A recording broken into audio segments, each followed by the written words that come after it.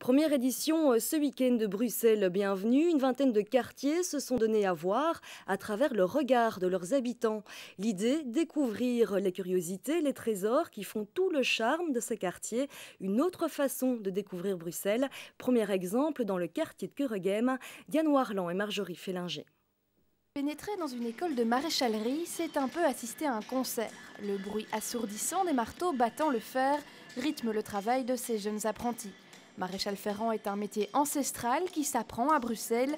Les visiteurs du jour sont fascinés. Je trouvais ça intéressant pour les enfants de leur montrer qu'il existe encore des métiers très anciens où il n'y a aucune technologie numérique ou autre, et que je trouve ça important pour eux qu'ils voient qu'il y a encore des métiers comme ça qui se font à la sueur et c'est un endroit aussi particulier. L'initiative Bruxelles Week-end Bienvenue a permis d'ouvrir les portes de cette école pas comme les autres aux curieux. Parmi ses élèves, on trouve des hommes mais aussi des femmes très fiers de pouvoir partager leur passion. À partir du moment où on n'est pas dans le milieu équestre, on ne connaît pas vraiment le métier, quoi. Donc c'est chouette pour les gens. Il y a les petits bouts de choux qui sont là, ils vont le savoir dès maintenant que ça existe. C'est clair que ça fait connaître un petit peu la maréchalerie. Et puis quelque part, ça nous apporte un petit peu... ça fait connaître l'école.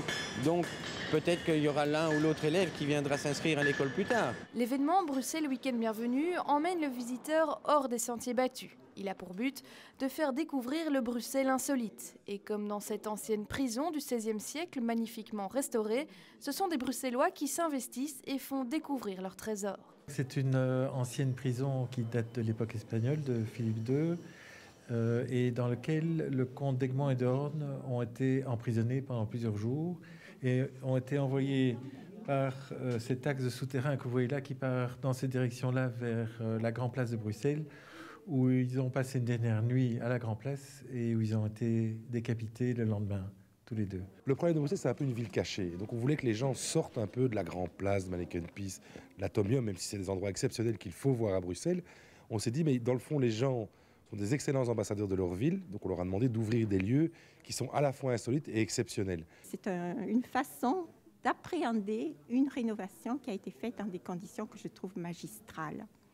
Je pense que c'est merveilleux qu'on ait pu préserver un endroit aussi spécial, aussi précieux dans le patrimoine bruxellois. Ce week-end de Bienvenue à Bruxelles n'en était qu'à sa première édition, mais déjà un véritable succès. Le rendez-vous est d'ores et déjà fixé pour l'année prochaine.